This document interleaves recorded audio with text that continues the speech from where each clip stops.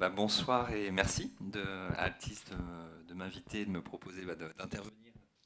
Donc Anthony Berthoud, je suis nutritionniste et effectivement je vais vous parler ce soir d'un double enjeu qui est votre santé. Et aussi on parlait d'écologie, d'environnement et d'enjeux durables à ce niveau-là. Et je vous remercie encore de me laisser la parole pour parler de ce sujet parce que de manière assez paradoxale, ce n'est pas forcément un sujet qui est beaucoup développé quand on parle de nutrition.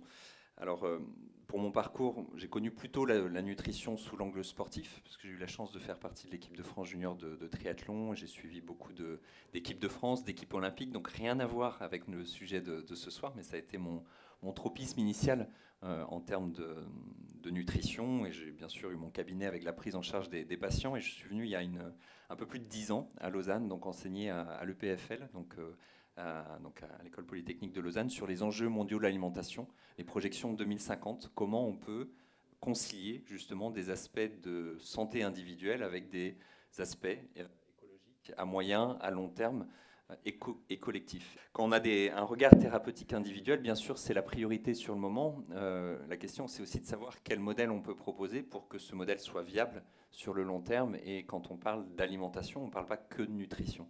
Alors on peut parler de plaisir, de convivialité, bien sûr, ça c'est un aspect qui est essentiel quand on parle d'alimentation en particulier en France, mais on a aussi des enjeux toxicologiques, des enjeux écologiques, au-delà des enjeux nutritionnels à part entière. Donc c'est ce que je vais essayer de vous développer ce soir. Donc ça c'est ce que je vous disais. Pourquoi mange-t-on On mange pour ces aspects sociaux et je vous disais de convivialité également, et heureusement. Parce que si on faisait que de parler de calories, de micronutriments ou d'écologie quand on est devant son assiette, ça serait vite un petit peu triste. Donc l'idée, c'est d'avoir du plaisir, mais aussi de la conscience dans notre assiette pour nous, mais aussi pour, encore une fois, nos enfants, si on parle d'écologie de manière générale. Et on est dans un monde qui est cacophonique au niveau de la nutrition aujourd'hui. Je ne sais pas si vous intéressez un petit peu à ce sujet, mais si vous êtes là, c'est que je pense que oui, à un minimum, vous êtes sensibilisé et on va vous dire tout et son contraire. En fait, on a aussi une vraie crise de confiance autour de la nutrition parce que à force d'entendre des schémas ou des discours contradictoires, on a des personnes qui s'éloignent complètement finalement de leur nutrition.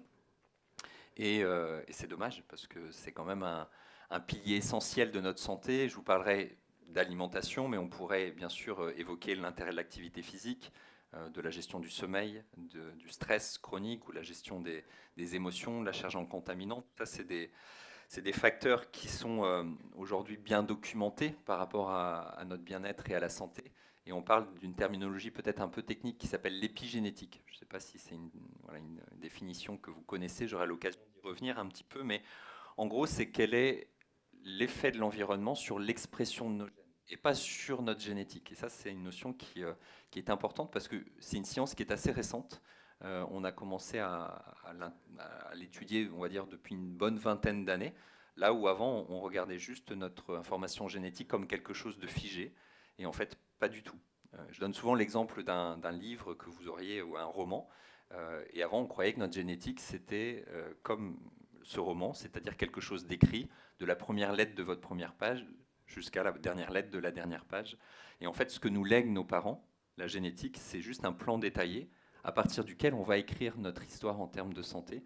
Et c'est ça l'épigénétique. En fait, c'est comment nos émotions, notre alimentation, notre activité physique, notre exposition aux contaminants va être capable de moduler en fait cette information génétique de manière positive ou de manière délétère. Et ça dépendra beaucoup des facteurs. Donc en tout cas, ce qui est certain, c'est que bien sûr, l'alimentation, c'est un pilier de notre santé qui est aujourd'hui très bien documenté en termes de science. Et j'ai eu l'occasion de sortir 2 livres l'année dernière, dont un qui a compilé plus de 10 000 publications scientifiques, qui fait plus de 1000 pages, donc c'est on va dire, comme on dit vulgairement, un pavé dans le milieu.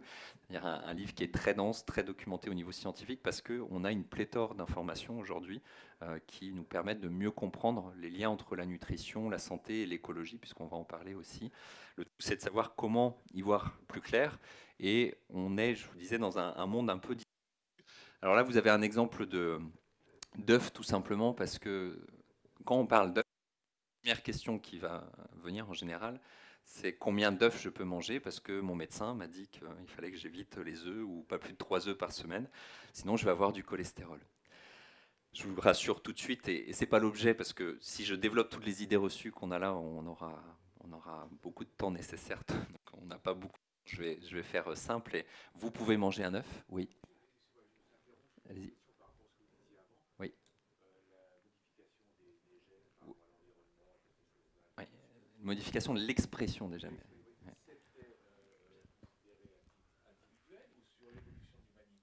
C'est une très bonne question. L'hypothèse principale aujourd'hui, c'est que si cette empreinte épigénétique, puisque techniquement on parle d'empreinte épigénétique, c'est comme un post-it que vous mettriez sur vos gènes. Et parfois, certains post-it vont être tout fins, avec une colle qui résiste très peu. Et en fonction de ce que vous avez mangé ou de l'activité physique que vous avez eue hier, vous avez créé des empreintes épigénétiques. Et ça peut s'enlever très vite, et ça se module tout au long de la journée, tout au long de l'année. Et vous avez des post-it qui, eux, vont être très puissants, avec une colle très forte, et qui va perdurer parfois des années.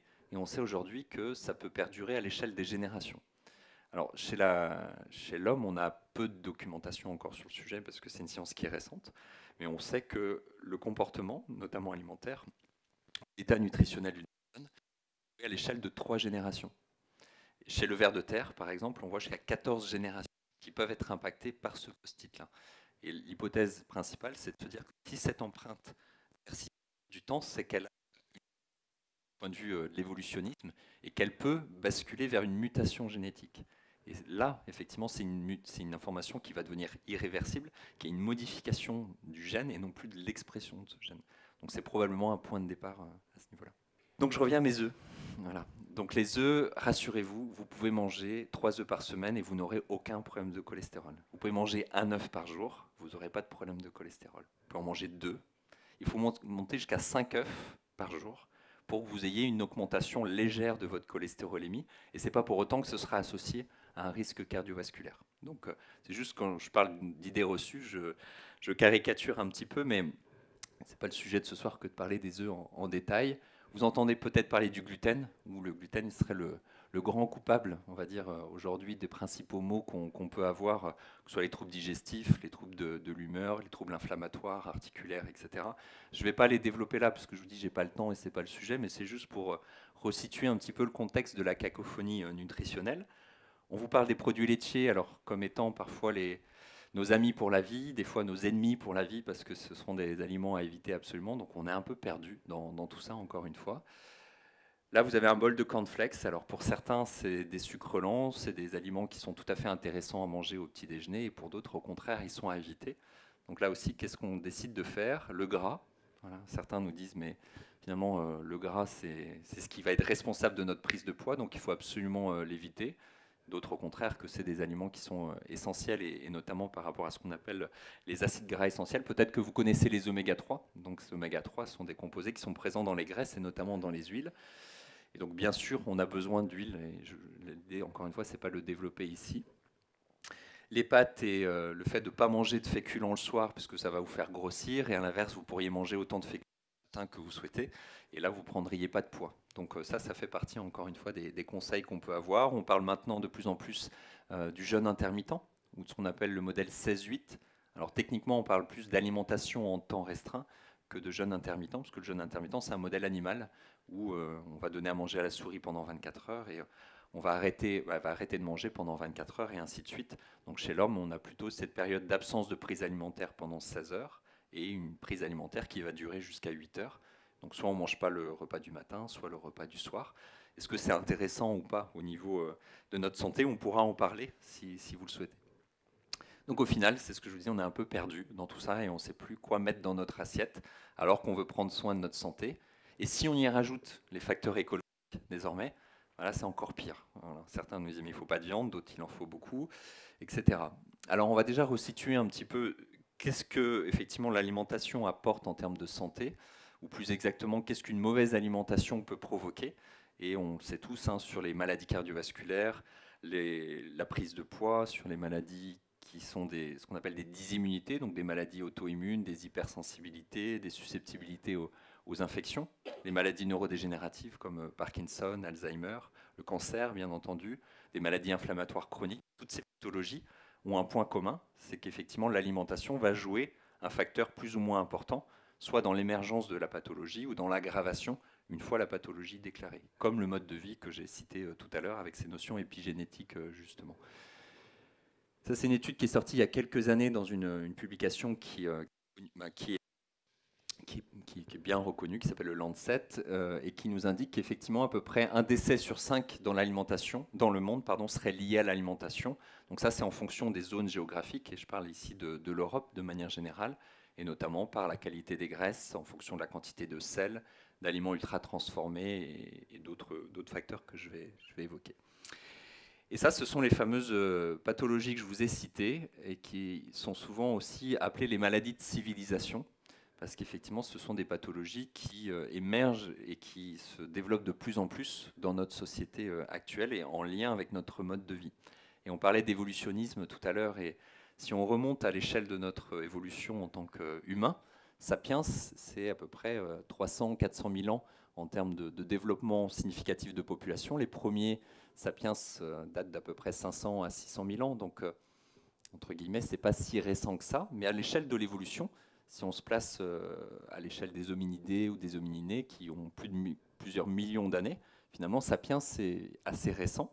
Et nous, en tant qu'hommes modernes, entre guillemets, on a un mode de vie qui est très récent, très changeant et très récent par rapport à notre évolution au cours du temps. Et on a eu notamment une période cruciale d'évolution qui est le néolithique, qui date d'à peu près 10 000 ans, où on est passé d'un modèle chasseur sédentaire et on s'est mis à cultiver des aliments, à élever des animaux. Et ça a été déjà un premier bouleversement alimentaire par rapport à nos habitudes ancestrales. Il ne s'agit pas du tout de dire qu'on doit manger comme nos ancêtres, mais de comprendre que, en fait, à l'échelle du temps, on a eu des changements alimentaires qui ont été très importants. Et en l'espace d'une centaine d'années, aujourd'hui, on a complètement bouleversé cet environnement alimentaire et notre mode de vie de manière générale. Je dis souvent, on a eu un tsunami nutritionnel, c'est-à-dire qu'on s'est mis à consommer déjà beaucoup plus de calories que ce qu'on consommait pour la plupart. Hein. Certaines personnes, malheureusement, n'ont pas la chance de manger comme ils le souhaiteraient. Il y a juste environ 2,2 milliards de personnes qui sont en état de carence nutritionnelle aujourd'hui dans le monde. On a plus de 850 millions de personnes qui sont en état de dénutrition. Donc bien évidemment, c'est un enjeu qui est majeur. Mais les enjeux de beaucoup de populations occidentales aujourd'hui, c'est l'excès, ce n'est pas le manque en tant que tel. Et quand on regarde les courbes d'évolution, le surpoids, du chiffre que je vous ai donné en termes de carence, c'est-à-dire plus de 2 milliards de personnes qui sont en surpoids dans le monde aujourd'hui. Et les personnes qui sont en état d'obésité, on a plus de 800 millions de personnes qui sont en état d'obésité. Donc vous voyez qu'on a des courbes assez parallèles, soit dans les problématiques du manque, soit dans les problématiques de l'excès. Mais ça, c'est très récent, encore une fois, à l'échelle de notre évolution. Et on s'est mis à consommer des aliments que finalement on ne connaissait pas d'un point de vue génétique, justement, et qu'on appelle sous l'acronyme AUT, aliments ultra transformés. Je ne sais pas si c'est une terminologie que vous avez déjà entendue, mais sur laquelle j'aurai l'occasion de revenir. Et au-delà de notre santé individuelle, c'est ce que je vous indiquais, on a aussi des enjeux qui sont collectifs, et on parle de plus en plus d'écologie. On citait la notion de contaminants, de pesticides tout à l'heure, bien entendu. Ces pesticides vont avoir un impact sur l'environnement et donc potentiellement sur notre santé. La question, c'est à quelle hauteur, pendant combien de temps, et quel est l'effet cumulatif en fait de ces contaminants. Et là, on rentre dans une zone qui est grise en termes de connaissances, parce qu'en fait, on a très peu de recul, encore une fois, à l'échelle de l'évolution. Et donc, quand on parle d'enjeux systémiques, d'enjeux collectifs, il n'y a pas que l'écologie en tant que telle. Déjà, l'évolution de la démographie.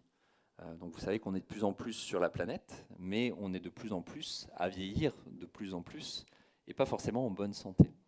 Je ne sais pas si vous avez en tête l'espérance de vie en bonne santé. Alors en France, en Suisse, on est à peu près sur les mêmes chiffres. C'est moins de 65 ans pour les femmes et un peu plus de 62 ans pour les hommes. Donc je ne parle pas de l'espérance de vie, mais de l'espérance de vie en bonne santé. Et cette espérance de vie est en train de baisser, de stagner, voire de baisser dans les pays occidentaux. Mais on a une espérance de vie globale qui, elle, a tendance à augmenter. Et donc on va passer de plus de 500 millions de personnes de plus de 65 ans à probablement 1,5 milliard de plus de 65 ans à l'horizon 2050. Donc ça veut dire qu'on est de plus en plus, mais pas forcément en bonne santé, à un âge qui, lui, augmente. Donc ça pose des problèmes, effectivement, en termes d'enjeux, d'enjeux alimentaires, d'enjeux économiques également, et de disponibilité alimentaire. Parce qu'aujourd'hui, on peut nourrir toute la planète. On a des problématiques, on l'a vu, de carence, de dénutrition. C'est un enjeu, encore une fois, qui est majeur, mais on pourrait, si on le souhaiterait. C'est juste une question, entre guillemets, d'accès et de répartition de l'alimentation. Par contre, à l'échelle, justement, du moyen et du long terme, est-ce qu'on est capable de nourrir une population qui va être grandissante? Ça, c'est un vrai sujet. Aujourd'hui, on le peut. Demain, j'aurai des chiffres à vous donner tout à l'heure si vous le souhaitez. On a une atteinte de la biodiversité. Et ça aussi, c'est un impact qui est, bien sûr, un enjeu qui est important et sur lequel, en fait, ou à partir duquel l'agriculture va jouer un rôle. C'est-à-dire que quand on utilise des pesticides, quand on va changer l'affectation des sols, que ce soit de la déforestation, des changements de zones de culture, ça va avoir une atteinte, bien évidemment, sur cette biodiversité. Et là, encore une fois, j'aurai l'occasion de vous en parler. L'eau. Quand on parle de nutrition, on a l'habitude de parler de glucides, de lipides, de protéines, d'aliments, mais il ne faut pas oublier que notre corps, c'est avant tout de l'eau. On a à peu près 60% du poids corporel qui est constitué d'eau chez un homme ou chez une femme adulte. Donc on a déjà besoin de bien s'hydrater avant de parler de nutrition en tant que telle. Et on a une problématique d'accès à l'eau potable dans le monde qui est de plus en plus importante. Et on a aujourd'hui des marchés à terme sur l'eau qui commencent à émerger. Donc c'est-à-dire une spéculation sur l'eau qui est importante. Est-ce que c'est légitime ou pas? Je vous laisserai réfléchir à ce sujet. Mais c'est vrai que l'air est pour l'instant gratuit. Je dis pour l'instant, j'espère que ça le sera tout le temps. Ça nous paraîtrait voilà, complètement, entre guillemets, irréalisable de payer de l'air, mais on paye de l'eau et on paye des aliments. Donc ça veut dire que la spéculation alimentaire va jouer aussi un rôle sur l'accès à l'alimentation pour un certain nombre de populations. Est-ce que c'est cohérent ou pas, puisque c'est finalement un besoin primaire, et c'est un sujet également quand on parle d'enjeux systémiques au niveau alimentaire. Au niveau des contaminants, j'ai commencé à en toucher quelques mots, mais là aussi, quand vous croquez dans une pomme, je vous ai mis l'exemple de l'œuf parce que on en a parlé il y a quelques temps vis-à-vis des dioxines ou ce qu'on appelle aussi les PCB, donc qui sont des polluants éternels, qu'on retrouve de plus en plus dans les œufs, mais surtout dans les œufs de poulaillers familiaux, domestiques, et non pas dans les œufs de poules qui ont été élevés en batterie. Alors est-ce que pour autant il faut manger des œufs de poules qui sont élevés en batterie? Je vous laisserai juge de ça, mais bien évidemment non, c'est pas du tout la priorité, mais se rendre compte que en pensant bien faire et en ayant notre propre poulailler, on a des poules qui vont se mettre à picorer dans des sols qui eux-mêmes sont fortement contaminés parce qu'ils sont en zone périurbaine par des polluants qui vont persister au cours du temps. Donc on veut bien faire, mais on se retrouve exposé à un risque qu'on ne soupçonne pas forcément. Et c'est là une des problématiques de la nutrition, ou l'alimentation, c'est qu'on pense avant tout justement nutrition. Et il y a trois dimensions qui sont essentielles à considérer. C'est la dimension nutritionnelle, mais la dimension écologique également, on l'a vu et on va y revenir, et la dimension toxicologique. C'est-à-dire que quand vous croquez dans un aliment, vous croquez aussi des composés qui sont plus ou moins favorables pour votre santé. Et ça, vous ne le lisez pas sur une étiquette. Quand vous avez votre tableau de composition nutritionnelle, vous voyez des glucides, des lipides, des fibres, la liste des ingrédients, mais vous ne connaissez pas le niveau de contamination. Est-ce que c'est pertinent? C'est un sujet également. La façon dont vous allez cuire vos aliments va aussi potentiellement créer des composés qui peuvent être délétères, qui peuvent être néfastes en tant que tels. Et tout ça, c'est à considérer au-delà simplement de la qualité nutritionnelle de l'aliment. Et on a une vision très réductionniste aujourd'hui de la nutrition, alors de moins en moins, mais où on sait justement cantonner un petit peu à cette composition nutritionnelle sans pour autant en fait intégrer l'ensemble des facteurs liés à notre santé quand on mange un aliment. Et puis bien sûr, il y a des enjeux écologiques comme je vous le disais.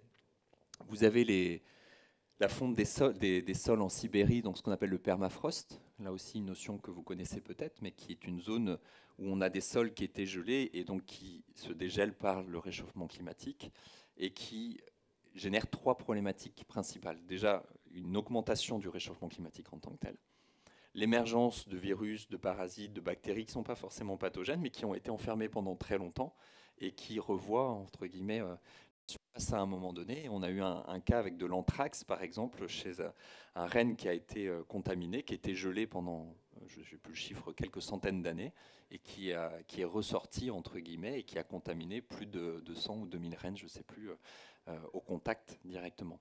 Donc ça veut dire que c'est aussi un enjeu lié à notre mode de vie et notamment à notre alimentation, on va y revenir. Et vous avez énormément de mercure dans ces zones. Et donc le mercure va être libéré et va pénétrer donc les océans. Et les poissons qui sont présents, et notamment les poissons gras qui ont tendance à accumuler les métaux lourds qui vont être présents dans les océans, sont des aliments que potentiellement l'homme va manger. Et si on se place sous l'angle de la nutrition, on va vous dire manger des saumons, manger des poissons gras. Parce qu'effectivement, on a besoin de ce qu'on appelle des oméga 3, c'est ce que je vous disais tout à l'heure, vis-à-vis des acides gras. Mais en faisant ça, vous augmentez aussi votre charge toxicologique dans ces métaux lourds, et notamment dans le méthylmercure. Je vais vous démoraliser très vite. Hein. Je vois déjà les mines qui commencent à se déconfier un petit peu. Mais non, je vous rassure, il y a des solutions. Et c'est l'idée, c'est d'insister sur ce qu'on peut faire. Mais avant de parler de ça, il faut aussi dresser un état des lieux et surtout d'appréhender les enjeux de la nutrition peut-être de manière un peu différente de ce qu'on a l'habitude d'entendre en matière simplement de nutrition à part entière, même si c'est mon cœur de métier en tant que tel. Et c'est vrai que je n'ai pas adressé tout mon parcours, mais on en reparlera si vous le souhaitez. On a des problématiques de trophisation, de modification en fait, de l'acidité des sols, de la teneur en phosphore, de la teneur notamment en composés qui vont être issus de l'agriculture, des modes d'élevage, des modes de culture. Et donc bien évidemment, selon le choix que vous allez faire dans les filières, si vous choisissez une viande issue d'un modèle intensif, vous allez avoir des impacts écologiques, mais aussi nutritionnels qui vont être différents. Donc tout ça, c'est à appréhender. Et puis je vous parlais de spéculation alimentaire, et est-ce que c'est légitime, encore une fois, de faire du profit sur l'alimentation alors que c'est un bien, c'est un besoin, excusez-moi, qui est primaire. Et justement, ça devient un bien pour beaucoup. Et l'enjeu dans tout ça, c'est qu'on n'a pas de solution alternative. C'est-à-dire qu'on doit vivre avec notre environnement, qui est magnifique, qui est extraordinaire. Après, la question, c'est comment on est capable de le préserver face à notre mode de vie actuel. Et vous avez sans doute entendu parler des rapports du GIEC et tous ces enjeux autour de la limitation du réchauffement climatique à moins de 2 degrés. 1,5 degré, mais on sait que de toute façon, on ne sera plus à ce 1,5 degré. On est aujourd'hui plutôt à moins de 2 degrés, non plus sur 2050, mais 2040. Donc, c'est des questions qui se posent de plus en plus. Et pourquoi vous parlez de tout ça? Parce que, bien évidemment, ce que vous mettez dans votre assiette a un impact sur ces aspects. On a 9 limites planétaires, ce qu'on appelle 9 biocapacités, dont celle que je vous ai indiquée sur la perte sur la biodiversité, le réchauffement climatique, les changements d'affectation des sols et autres. Et il faut savoir qu'aujourd'hui, on a dépassé 6 de ces 9 limites planétaires. C'est-à-dire que même dans notre mode de vie actuel, de toute façon, on vit à crédit sur ces facteurs-là, même en imaginant ne pas changer notre mode de vie, c'est-à-dire ne pas produire encore plus de gaz à effet de serre, etc., on est déjà au-delà des capacités. Donc l'urgence, elle est bien évidemment belle et bien présente, et on le voit, il suffit de regarder l'actualité. On parle de l'année 2024 comme étant l'année la plus chaude à nouveau, et je ne vais pas encore une fois, vous miner le moral plus que j'ai commencé à le faire là. Mais c'est un véritable enjeu, et on va parler de nutrition à ce niveau-là. À savoir que, globalement, l'alimentation va jouer sur les émissions de gaz à effet de serre, mais également sur la perte de biodiversité. Je vous le disais, le changement d'affectation des sols, sur le cycle de l'azote, du phosphore et sur les ressources hydriques. Et je vous disais, on a aujourd'hui dépassé 6 de ces 9 limites planétaires. Et surtout, en l'espace de quelques années, on en a dépassé 3. Donc on a un système qui s'emballe, qui s'accélère et qui rend, encore une fois, la prise de décision et les changements de plus en plus urgents. Si on ne change pas notre modèle alimentaire aujourd'hui, il faut savoir que si on prend simplement le changement les émissions de gaz à effet de serre, le réchauffement climatique, on a, selon les référentiels, entre 27 et 35% des émissions de gaz à effet de serre qui sont liées à notre modèle alimentaire. C'est-à-dire un tiers des émissions de gaz à effet de serre, si je simplifie. Donc c'est loin d'être anodin en tant que tel. Et dans ce tiers, à peu près les 2 tiers sont liés au mode d'élevage. Et dans ces 2 tiers, les 3 quarts au modèle des ruminants. On dit souvent que c'est la vache qui est responsable des émissions de gaz à effet de serre et autres. On va dire les ruminants de manière générale. Et le mouton, par exemple, a un impact en termes d'émissions de gaz à effet de serre qui est plus important que la vache. Mais on mange dans le monde beaucoup plus de vaches qu'on ne mange de moutons. Donc la priorité va être de réguler en fait, cette consommation de viande, même si ce n'est pas le plus émetteur en tant que tel. Donc ça veut dire, pour rappel, hein, un tiers des émissions de gaz à effet de serre sont liées au mode d'élevage et mode de culture, c'est-à-dire à notre modèle agroalimentaire de manière générale. Donc on a un vrai levier sur lequel agir à ce niveau-là. Mais si on ne change pas, au niveau de notre consommation, à l'échelle 2050, on sera à 288% de la biocapacité. C'est-à-dire qu'on aurait des ressources utilisées 3 fois plus importantes que notre capacité en termes de production de planète. Donc on n'a pas du tout d'autre alternative que de réduire notre consommation.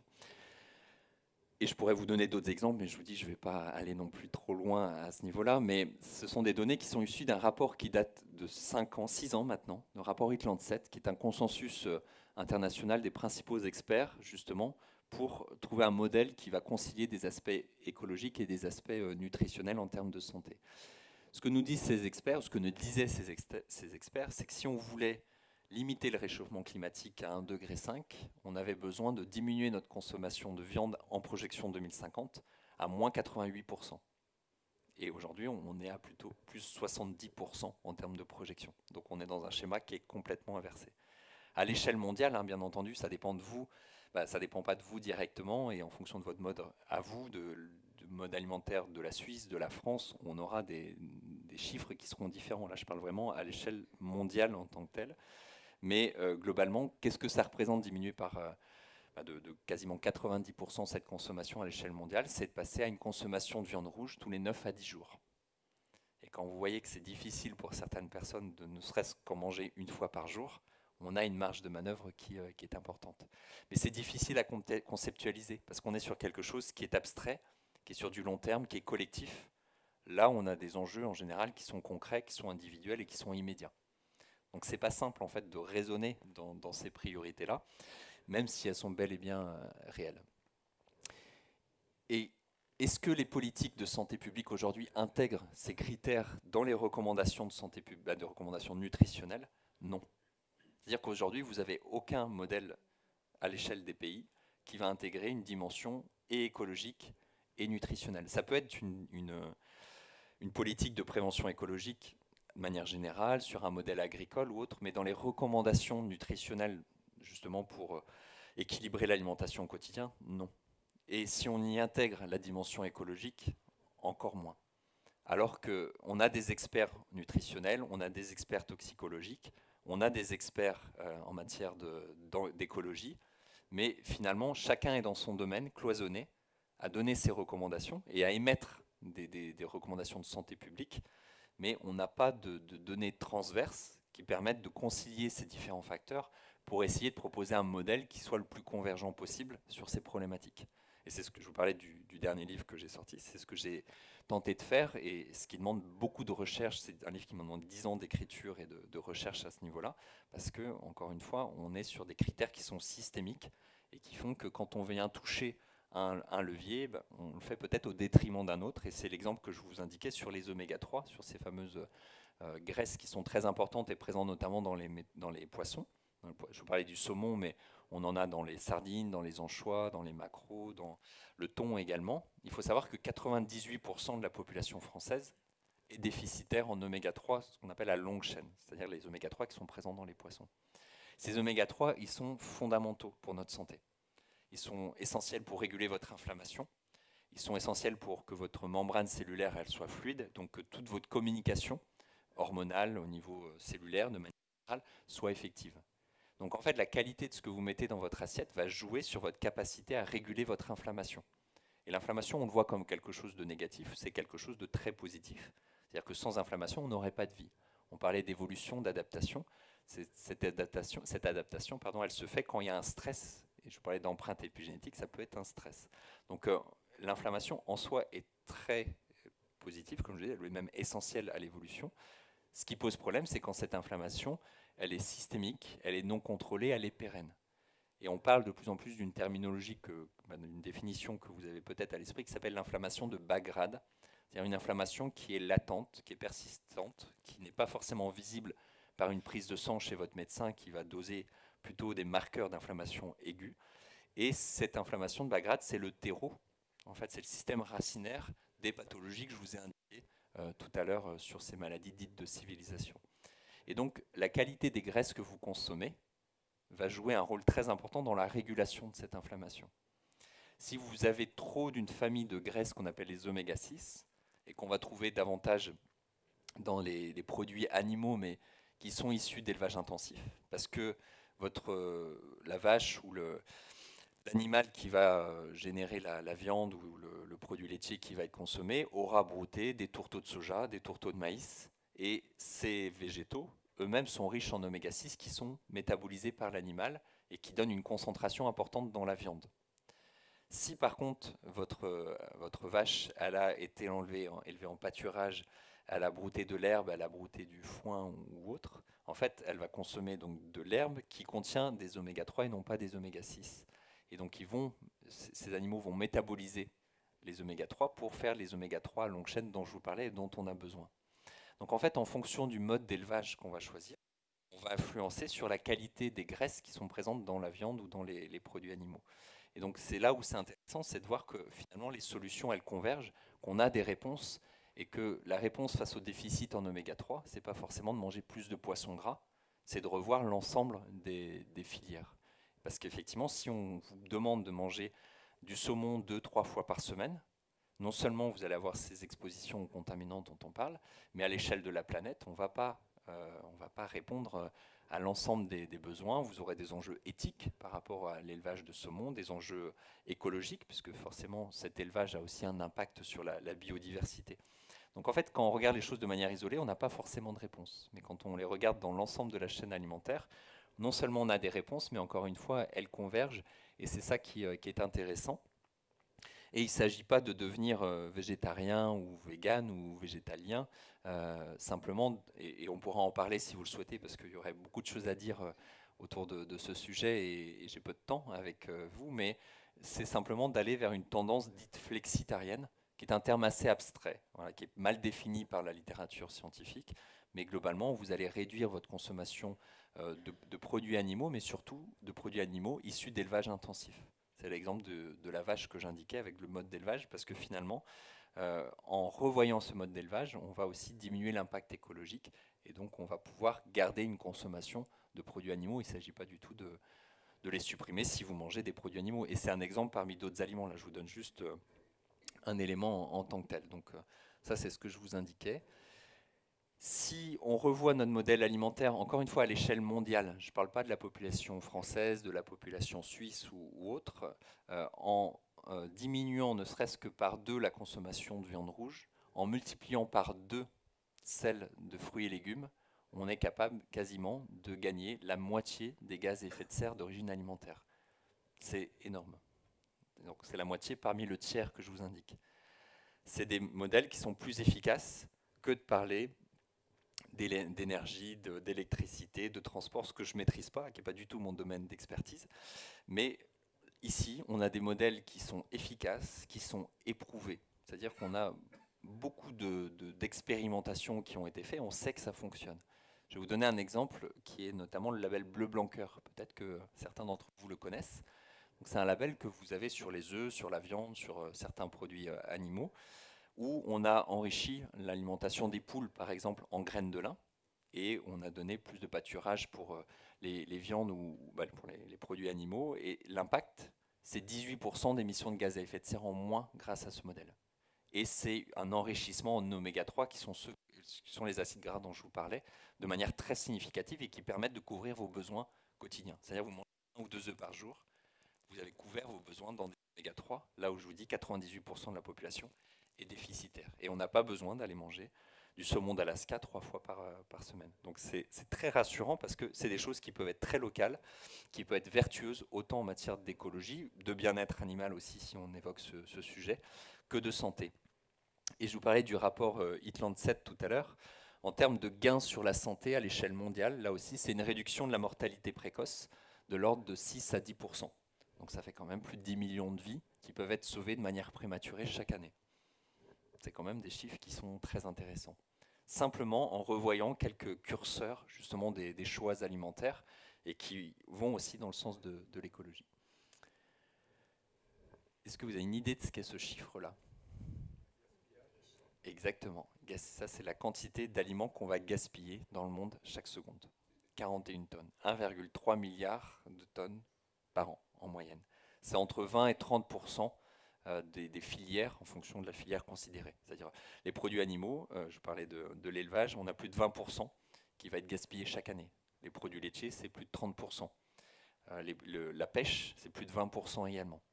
Donc, si on était capable, hop, je vais dans l'autre sens, de diminuer, encore une fois, à l'échelle mondiale, le gaspillage et les pertes par deux, on gagnerait encore 10 à 12% d'émissions de gaz à effet de serre d'origine alimentaire. Donc, encore une fois, c'est pas sorcier, c'est pas si compliqué que ça. Ça demande un effort à l'échelle individuelle et bien sûr avec on va dire une perspective collective en tant que telle. Notre projection aujourd'hui, c'est plus 78% de gaspillage alimentaire en horizon 2050. Donc là aussi, on est dans le schéma complètement inversé. Vous avez une poêle comme ça chez vous? Non, j'espère pas pour vous.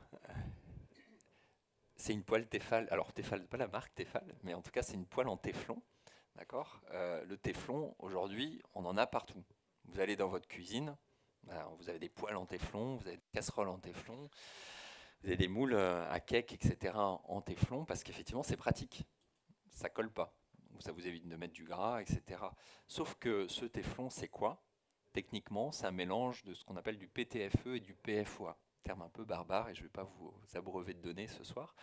Mais malheureusement, ça, c'est des polluants qui sont des polluants dits éternels, ce qu'on appelle les POP, les polluants organiques permanents, donc qui ont un taux d'élimination dans l'environnement qui est extrêmement faible et extrêmement lent.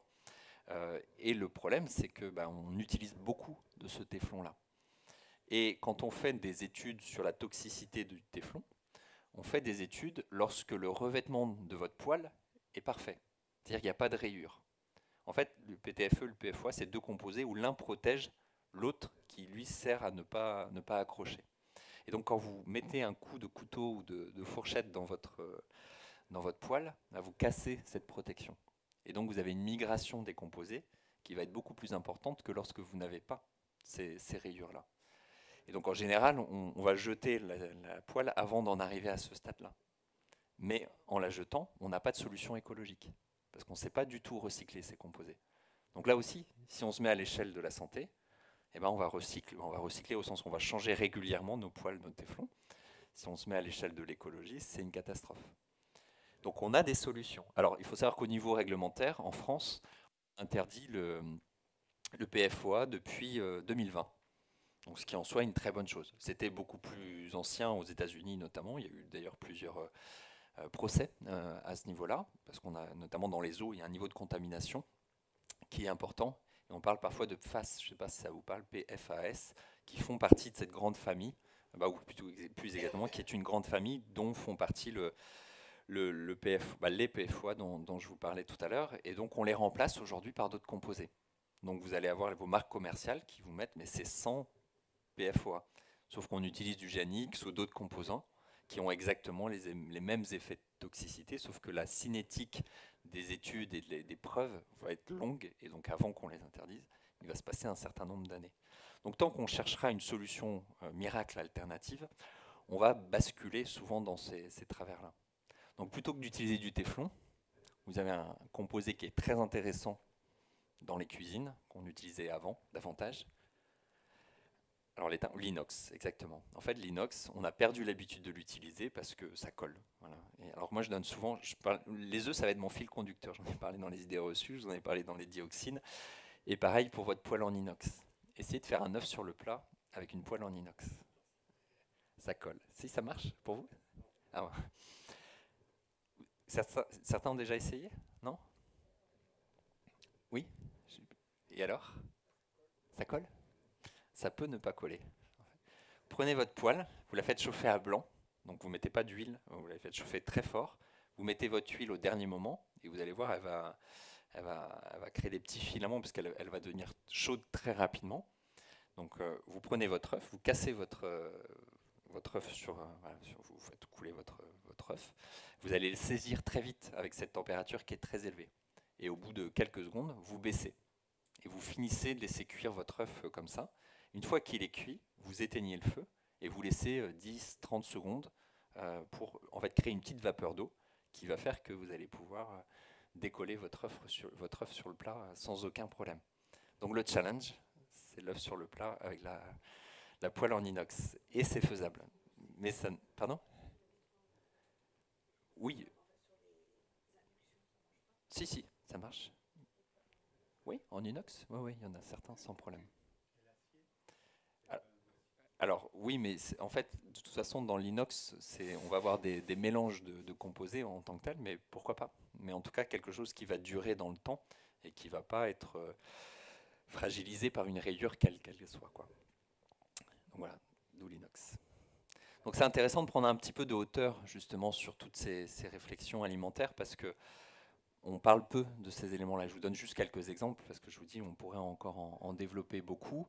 Et c'est là où je vous parlais d'évolution et je vais aller assez vite parce que je crois que c'est vers 20h30, si je dis pas de bêtises, pour 20h40, 45. Bon, j'ai encore un peu de temps. Mais j'aime bien cette citation, alors qui n'est pas exactement de Charles Darwin, en fait, hein, qui l'a développé un peu plus que ça, mais ce n'est pas le plus fort de l'espèce qui survit ni le plus intelligent, c'est celui qui sait le mieux s'adapter au changement. Et là, ça renvoie à ce que je vous ai indiqué en introduction, à savoir que on a besoin de stress, on a besoin, je vous parlais d'inflammation comme quelque chose de positif, pour s'adapter, et notamment avec ces mécanismes épigénétiques à ce niveau-là. Ok. Donc Sapiens, je vous en ai parlé. En fait, je ne me rappelais plus que j'avais ces diapositives, donc c'est pas grave. Voilà, vous avez entendu les éléments. Et il faut savoir que nos ancêtres ont eu la bougeotte un petit peu. C'est-à-dire qu'on est parti du croissant fertile, il y a à peu près 200 000 ans, pour émerger, pour émigrer, excusez-moi, vers la conquête du monde et notamment vers des zones qui ont été associées à des changements climatiques globalement. Et là, on ne parle pas des changements climatiques auxquels on est confronté nous aujourd'hui, mais quand nos ancêtres évoluaient vers les pôles, eh ben, ça a eu des implications qui ont été très importantes pour notre alimentation.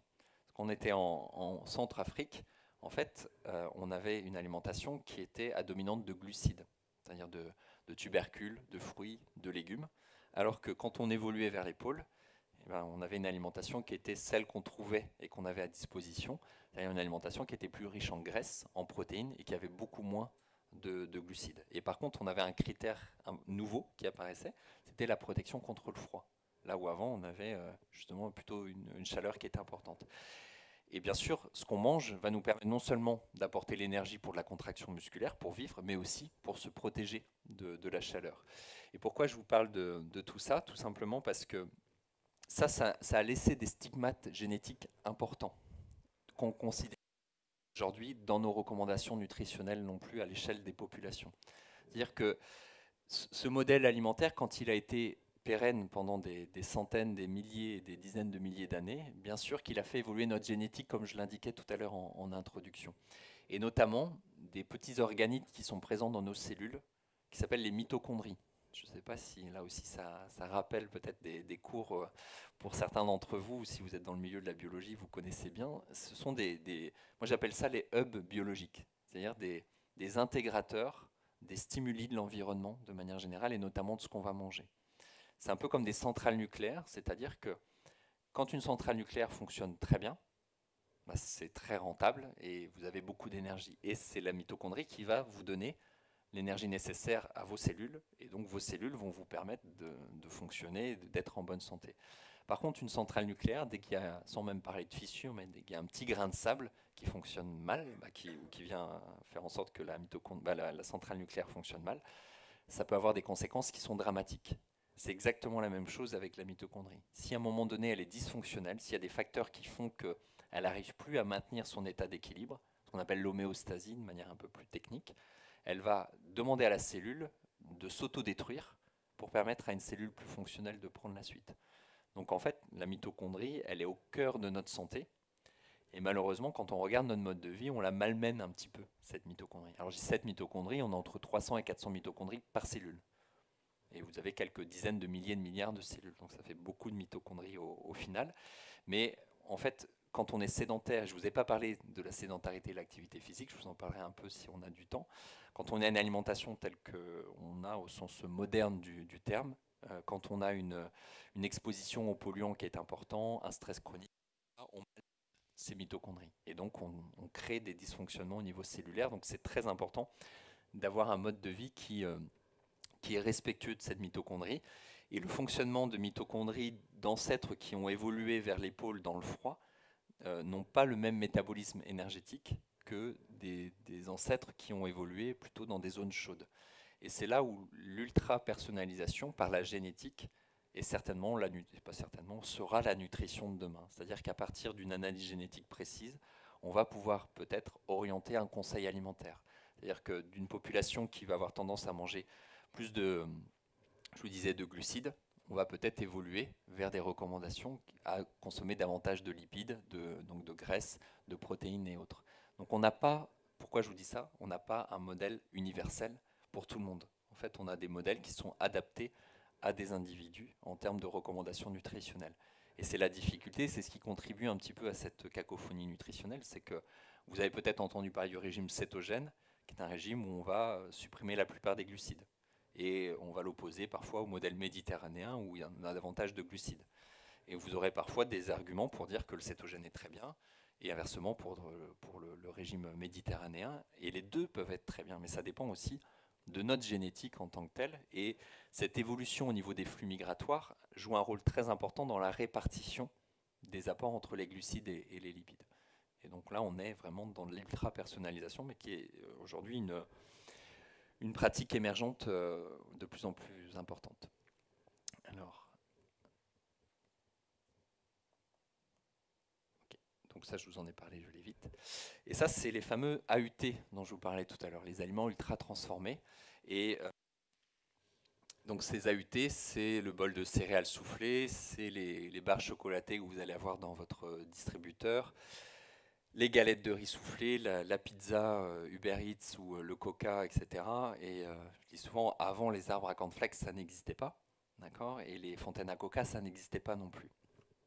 Vous allez me dire, vous n'avez pas besoin de venir m'écouter ce soir pour le savoir. Ça paraît très simpliste quand je dis ça. Sauf que on se met à manger des aliments qui effectivement n'existaient pas dans la nature, mais qui peuvent avoir des impacts sur notre santé de manière beaucoup plus importante qu'on l'a estimé pendant très longtemps. Et c'est là où cette notion d'AUT est importante. On a de plus en plus, j'allais vous dire, une pléthore d'études scientifiques qui nous montrent l'impact sur la santé du niveau de transformation des aliments, indépendamment de la teneur en glucides, en lipides ou en protéines. C'est-à-dire qu'on s'est cantonné pendant longtemps à dire cet aliment, il est riche en glucides, il est riche en graisse, il est riche en gras, il est mauvais pour la santé. Alors après, c'est discutable sur plein de plans, et puis on pourrait en discuter longtemps justement. Et effectivement, c'est un critère à considérer, mais c'est une condition qui est nécessaire, mais pas suffisante. Parce que en fait, vos glucides, selon qu'ils soient de votre pomme que vous allez croquer, ou qu'ils soient issus d'un bol de céréales soufflées, ils n'auront pas les mêmes effets, alors qu'ils ont la même valeur calorique. Et on a une vision comme ça très réductionniste à considérer que l'aliment que vous croquez, c'est une somme de nutriments qu'on a étudiés de manière isolée. C'est un peu comme ce que je disais tout à l'heure entre la vision toxicologique, écologique et nutritionnelle. Donc quand on rentre dans le domaine de la nutrition, on peut avoir une vision macronutritionnelle, micronutritionnelle avec les vitamines, les minéraux, etc. Et une vision plus orientée sur ce qu'on appelle la matrice de l'alimentation. Et en fait, la pomme ou le chou ou le poireau, la carotte que vous allez croquer, en fait, vous allez croquer un aliment qui a conservé sa matrice alimentaire. Et ça a un rôle qui est très important sur ce qu'on appelle la biodisponibilité des nutriments que vous allez consommer. Et je vous donne un exemple à travers une étude, je ne sais plus si je l'ai mis ici, voilà, c'est celle-ci. Je reviendrai sur le reste par la suite, mais c'est une étude qui est sortie dans Nature Food il y a 5 ans, 2020, où les auteurs ont parlé de la part sombre de l'alimentation. C'est-à-dire qu'ils se sont amusés, entre guillemets, à quantifier le nombre de principes actifs qui étaient présents dans les végétaux et qu'on sait associer à un effet biologique particulier pour notre santé. Le resveratrol, la quercétine, je ne vais pas là aussi vous abreuver de données techniques, ce n'est pas l'idée, mais c'est des composés aujourd'hui qu'on sait très intéressants. Parce que intéressant pour limiter la résistance à l'insuline, pour renforcer l'immunité. Bon, il peut y avoir beaucoup d'exemples différents, ce qui en soi est très bien. Mais ils ont aussi quantifié l'ensemble des composés présents dans les bases de données internationales, mais qu'on ne sait pas encore associer à un effet biologique particulier. Et on a plus de 49 000 métabolites actifs dans les végétaux, et on ne sait pas ce qu'ils font précisément sur notre santé, ou pas encore. Donc ça veut dire que l'humilité, elle est très importante dans la science aujourd'hui de la nutrition. Il y a beaucoup d'éléments qu'on ne maîtrise pas. Et ces composés, en fait, ils peuvent soit avoir des effets synergiques entre eux, des effets d'agonisme, soit des effets d'antagonisme, d'opposition. Et il y aurait plein d'exemples à vous donner. Je vous dis, j'ai pas beaucoup de temps, donc je vais pas le faire. Et ces effets positifs ou délétères, ils sont déterminés par la matrice alimentaire. Donc quand vous mangez un bol de céréales soufflées, vous mangez un aliment qui a été complètement déstructuré. Vous n'avez pas de matrice alimentaire. On a reconstitué par la pression avec un mélange d'eau, d'additifs, de sel, de sucre, etc. Un bol de céréales léger, croustillant, etc. qui nous plaît. Ou pareil pour la galette de riz ou la galette de maïs soufflée, etc. Sauf qu'en déstructurant, on a des impacts sur justement la façon dont vont être assimilés certains nutriments. Et si on y rajoute la fameuse épigénétique dont je parlais tout à l'heure, c'est-à-dire qu'on va tous réagir aussi de manière différente face à un de ces composés en termes d'expression génétique. Donc, encore une fois, on sait très peu de choses. Par contre, ce que nous dit la littérature scientifique aujourd'hui, c'est que plus vous gardez la matrice d'un aliment, moins vous vous exposez en fait à ces facteurs inconnus. Donc quelque chose de très simple de dire manger des aliments bruts, c'est-à-dire non transformés. Je vais rajouter locaux, de saison, par des filières courtes, avec le moins d'intrants chimiques. J'ai envie de dire, vous pouvez partir de la conférence, vous avez les 95% importants. C'est très simpliste, mais c'est très important. Donc en consommant des produits bruts, vous gardez une matrice qui génère des effets qu'on ne connaît pas forcément, mais qu'on sait bien plus bénéfiques que la consommation des aliments ultra transformés. Et c'est là où je vous disais que ce soit sur la prise de poids, le diabète, les maladies cardiovasculaires, l'augmentation des cancers, des troubles du comportement, ce qu'on appelle la dysbiose intestinale, c'est-à-dire la perturbation de notre écosystème intestinal, sur les risques d'insulinorésistance de manière générale, voire sur la mortalité précoce. On a beaucoup de publications qui montrent un lien entre ce niveau de transformation, la fréquence de consommation de ces aliments, et donc l'émergence de ces risques-là. Et ça, c'est du bon sens. C'est-à-dire qu'on n'a pas besoin d'aller chercher des aliments voilà, très sophistiqués, juste votre tomate, votre poireau, votre carotte, etc. Après, on parlera du bio ou non bio si vous le souhaitez, mais vous aviez une question, je crois. Si on suit votre raisonnement, si on le pousse un peu à l'extrême, il peut être crudivore. Ah, Puisqu'en fin de compte, tous les aliments qu'on mange, à part une salade en été ou quoi que ce soit, à notre opinion, au départ, les produits sont bruts, on met de la carotte, des champignons, mais forcément, il est transformé par la cuisson et la hmm, sauce ne convient pas. oui. Parce que vous disiez tout à l'heure, les aliments ultra transformés, vous citiez la pizza, c'est avec une pâte à pain, de la tomate cuite et du fromage. Alors, Alors, vous voyez ce que je veux dire? ouais, je veux bien. Il faut aller vers Ouais. être crudivore, Hmm. manger des aliments non cuits. Alors rassurez-vous, j'ai rien contre la pizza. C'était un exemple. Vous pouvez manger une très bonne pizza, mais vous avez complètement raison. C'est pour ça qu'on parle d'AUT, d'aliments ultra transformés, et pas d'aliments transformés. Donc on a une équipe de chercheurs brésiliens qui a créé un indice qu'on appelle l'indice NOVA, qui quantifie de 1 à 4 le niveau de transformation des aliments. Complètement. Et donc quand vous parlez de la pizza ou de votre bœuf bourguignon, vous aurez un premier niveau de transformation. Quand je vous parle du bol de cornflakes, vous êtes sur un niveau de transformation numéro 4. Donc on n'est plus du tout dans la même échelle. Donc vous avez raison. Et il ne s'agit ni d'être crudivore, ni de manger vegan ou végétal. Non, non, et moi non plus. Et je peux vous en parler après d'un point de vue nutritionnel si vous le souhaitez. Mais tout ça pour dire que c'est la notion d'ultra-transformation. Et bien évidemment, quand je parle de produits bruts, bah, vous parliez du bœuf bourguignon ou autre, ou de la pizza que vous allez cuisiner vous-même, et au moins vous allez maîtriser ce que vous allez mettre dedans. Mais entre la pizza que vous allez faire vous allez acheter chez vous allez manger dans un restaurant de qualité, etc., vous n'aurez pas la même chose que votre pizza que vous allez acheter parfois surgelée à bas coût, dans lesquelles on aura rajouté des émulsifiants, on aura rajouté des additifs, des exhausteurs de goût, du glutamate. Exactement. Et ça, on sait que je parlais de l'écosystème intestinal. Je vous dis, il y aurait plein de choses à vous dire et malheureusement, j'ai pas beaucoup de temps. Mais sur l'équilibre bactérien au niveau de notre microbiote, ces additifs ont des effets qui sont très délétères pour le coup. Donc c'est pour ça qu'on peut avoir une très bonne pizza, comme avoir une pizza de moins bonne qualité. Donc je stigmatise forcément un petit peu, mais parce que je mets une caricature derrière ça, mais vous avez raison de le préciser. Ouais. Et je vous parlais de cette inflammation un peu lancinante, vicieuse, qui est cette inflammation de bas grade. C'est-à-dire, encore une fois, une inflammation qui n'est pas forcément visible quand vous allez voir votre médecin et qui pourtant va se développer au cours du temps et qui, à un moment donné, va faire émerger un trouble. Et toutes les pathologies que j'ai indiquées, et je vais vous donner l'exemple du diabète de type 2, par exemple. Diabète de type 2, il faut savoir que le mode de vie peut influencer à hauteur de 92% sur le risque d'apparition d'un diabète de type 2. C'est juste considérable. Et c'est pas que l'alimentation, c'est l'activité physique, c'est la gestion du sommeil, etc. Il y aurait plein de choses à vous dire à ce niveau-là, mais toujours est-il que la façon dont on va vivre va influencer sur le risque, et notamment sur l'émergence de cette inflammation de bas grade, à savoir qu'on ne déclenche pas un diabète de type 2 du jour au lendemain. Et je vous donne l'exemple du bol de céréales soufflées que j'ai évoqué, du verre de coca ou de... Qu'est-ce que je peux vous donner comme exemple? Les galettes de riz soufflées. J'ai rien contre elles, hein, les pauvres, parce que j'arrête pas d'en parler depuis tout à l'heure et je pourrais en donner d'autres exemples. Mais c'est des aliments qui ont une spécificité, c'est d'être très insulino-sécréteurs, c'est-à-dire de favoriser la sécrétion d'insuline par votre organisme et en particulier par un organe qui s'appelle le pancréas. Et c'est ce qu'on mange malheureusement au petit, alors je dis en version française, petit déjeuner, donc le repas du matin, on va manger des aliments qui ont tendance à favoriser la sécrétion d'insuline. Et à ça, alors je ne sais plus si j'ai une diapositive. Voilà, bah je reviendrai sur le reste après, mais je vais commencer par ça. Donc ça c'est l'exemple du petit déjeuner occidental qu'on connaît pour beaucoup. Ça, c'est pas les croquettes du chien, c'est ce qu'on donne voilà, à nos enfants ou ce qu'on mange en tant que grand enfant. Ces céréales soufflées allégées, c'est pareil, c'est ce qu'on va vous communiquer comme étant des aliments de qualité et autres.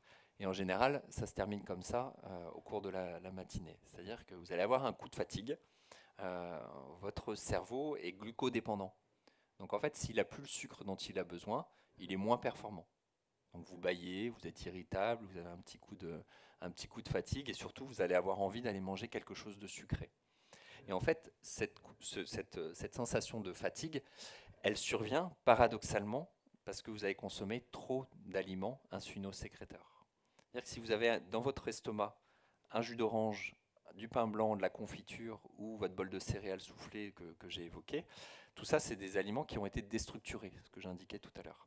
Donc la conséquence, c'est que vous allez le digérer plus vite et vous allez provoquer ce qu'on appelle une hyperglycémie, donc une augmentation du taux de sucre dans le sang.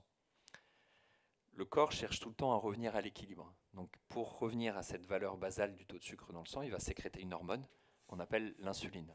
Et donc cette hormone, elle va mettre en réserve l'excédent de sucre dans les tissus, notamment dans le foie et dans les muscles. Le problème étant que si vous avez eu un pic de glycémie qui est élevé, vous allez avoir encore un temps d'action de l'insuline alors que vous êtes revenu à la valeur basale de votre taux de sucre dans le sang. Et c'est ce qu'on appelle l'hypoglycémie réactionnelle. Et là, à ce moment-là, vous allez avoir envie de manger quelque chose de sucré, vous allez être un peu fatigué puisque, je vous le disais, votre cerveau est glucodépendant. Donc vous allez faire quoi? Vous allez manger la chouquette que le collègue a apportée avec le café, vous allez avoir envie de manger le petit truc sucré qui reste dans le tiroir, etc. Et c'est normal parce que le cerveau vous le réclame. Et donc, je me répète volontairement, mais paradoxalement, vous manquez de sucre dans le sang parce que vous avez consommé trop d'aliments insulino-sécréteurs. Et malheureusement, c'est ce qu'on consomme aujourd'hui dans notre modèle occidental, et en particulier le matin. Alors qu'on est des animaux diurnes. On est fait pour bouger le jour et dormir la nuit. Vous allez me dire quel est le lien avec ça? Le lien, il est assez évident, c'est qu'on a ce qu'on appelle un rythme circadien, c'est-à-dire qu'on a un rythme biologique qui fait que, en fonction de l'obscurité et de la lumière, on va avoir des variations d'hormones au cours de la journée. Notre système immunitaire ne va pas fonctionner de la même façon le jour et la nuit. On a beaucoup de variations et là aussi, je ne vais pas vous les développer. Mais il faut savoir que comme on est diurne, on est fait pour bouger le jour, on va avoir une sensibilité à l'insuline, à cette hormone, plus importante le matin. Donc s'il y a bien un moment où on devrait éviter d'apporter ces aliments qui sont très insulino-sécréteurs, c'est le matin. Et c'est exactement l'inverse. Voilà. Donc si on voulait faire mieux ou pire, ça dépend comment on voit les choses, voilà, on irait exactement sur ce modèle-là. Donc le premier effet, c'est le coup de fatigue. Le coup de moins bien, l'envie d'aller manger quelque chose de sucré.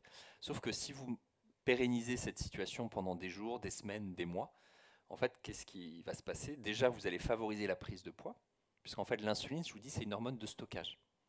Donc vous ferez beaucoup plus, entre guillemets, de gras avec un excès d'aliments insulino-sécréteurs qu'avec des graisses de qualité. Parce qu'en fait, une fois que vous avez mis du sucre dans votre foie et dans vos muscles, ce qu'on appelle le glycogène, les niveaux sont très limités. Donc qu'est-ce que fait le corps? Il a appris depuis des centaines de milliers d'années à vivre avec très peu d'aliments, donc il va bien sûr épargner l'excès de calories, on ne va pas le perdre, on ne va pas les jeter. Et on va faire quoi? Du gras qui va aller se stocker dans le tissu adipeux. Donc si vous voulez réguler votre poids, vous avez très intérêt à réguler votre insuline de manière générale. Donc ça c'est le deuxième effet. Et le troisième effet, c'est que à force d'avoir de l'insuline en permanence dans l'organisme, en tout cas de manière trop importante et trop pérenne, la cellule elle va tenter de s'adapter. En fait, elle a trop de glucose et donc elle n'arrive pas à l'utiliser. Et notamment les fameuses mitochondries dont je vous ai parlé tout à l'heure. Donc le seul moyen pour s'adapter et empêcher qu'il y ait du sucre qui rentre encore dans la cellule, c'est de fermer les portes. Et donc la cellule provoque ce qu'on appelle une insulino-résistance, c'est-à-dire qu'elle devient résistante à l'insuline parce qu'elle veut plus de glucose. Sauf que vous continuez à manger des aliments qui vous font sécréter de l'insuline en permanence. Vous ne faites pas assez d'activité physique, donc malheureusement, vous ne dépensez pas suffisamment de calories qui font que les mitochondries pourraient en avoir besoin un petit peu plus. Donc, vous allez faire quoi? Vous allez encore renforcer la résistance à l'insuline, ce qui va augmenter les perturbations, le travail de votre organe qui produit de l'insuline, c'est-à-dire le pancréas, pour en fabriquer encore plus. Et comme il y en a encore plus, vos cellules deviennent encore plus résistantes. Vous rentrez dans un véritable cercle vicieux où à un moment donné, le pancréas dit stop, j'en peux plus.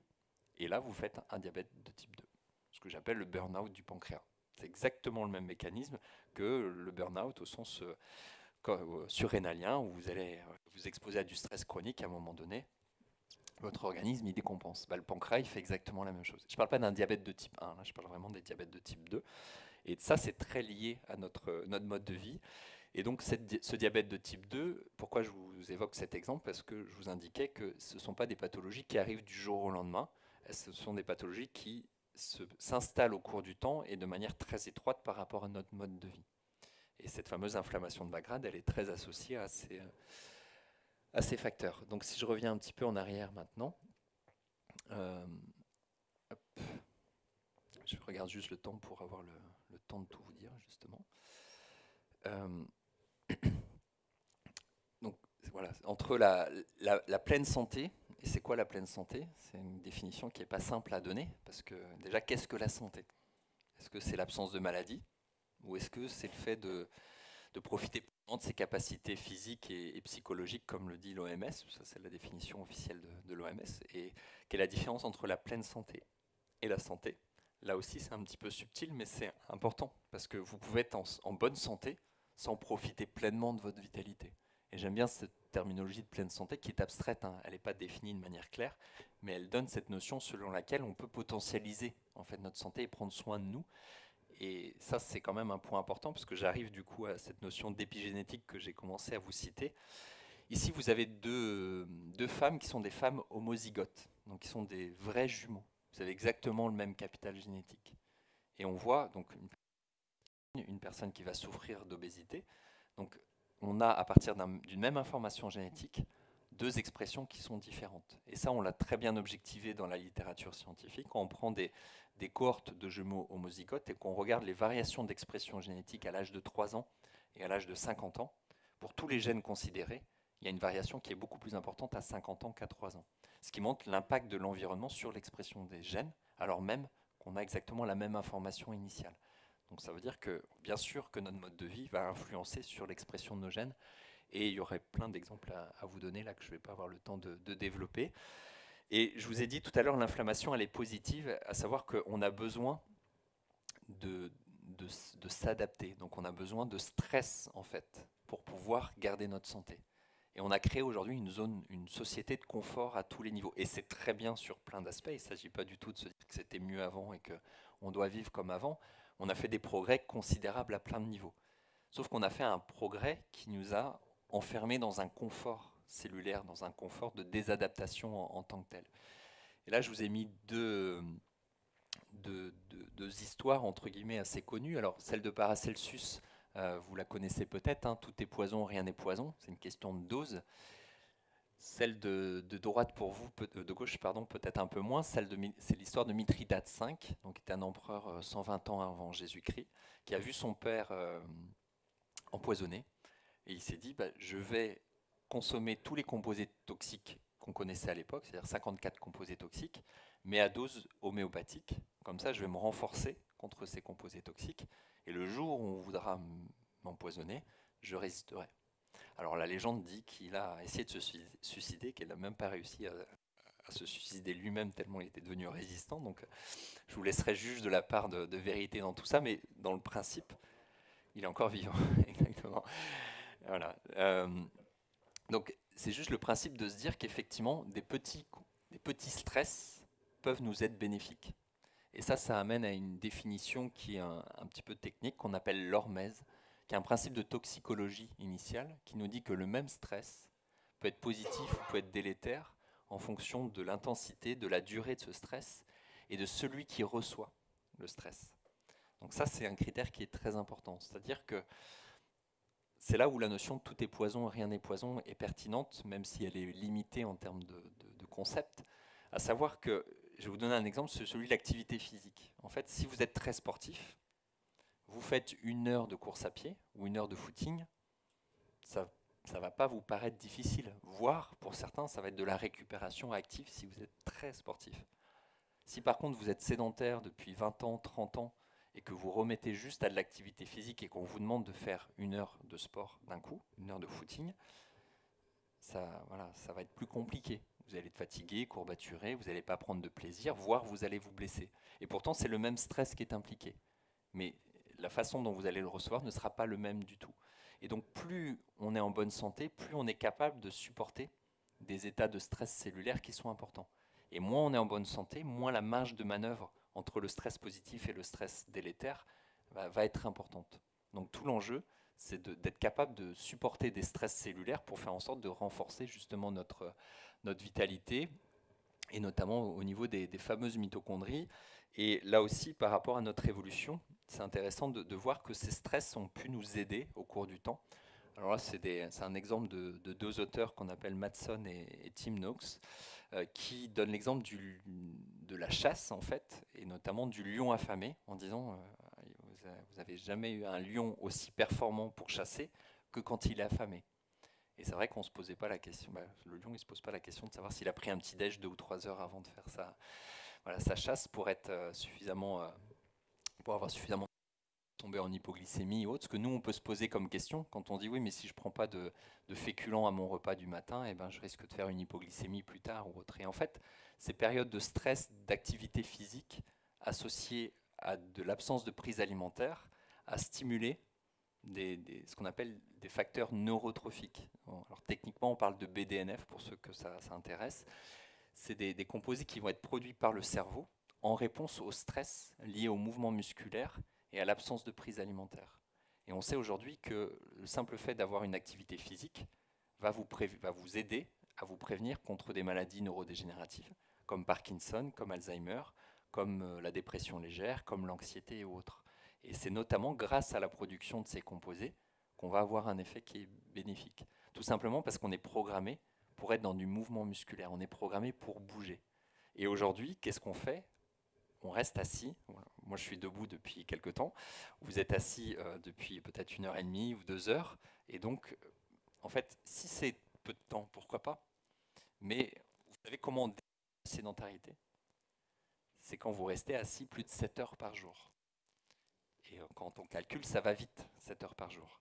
Et on a aujourd'hui des personnes qui sont sportives.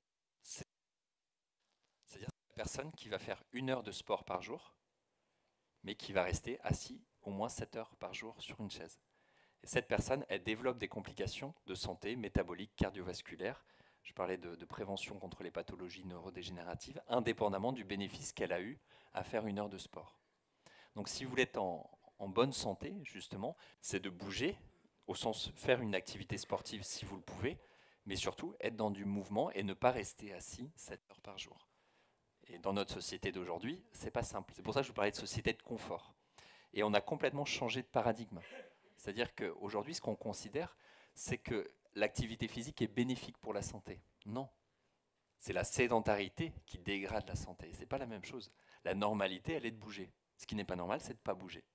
Sauf qu'aujourd'hui, celui qui n'est pas normal, c'est celui qui va bouger tout le temps, en fait. Donc on a complètement, là aussi, inversé la situation.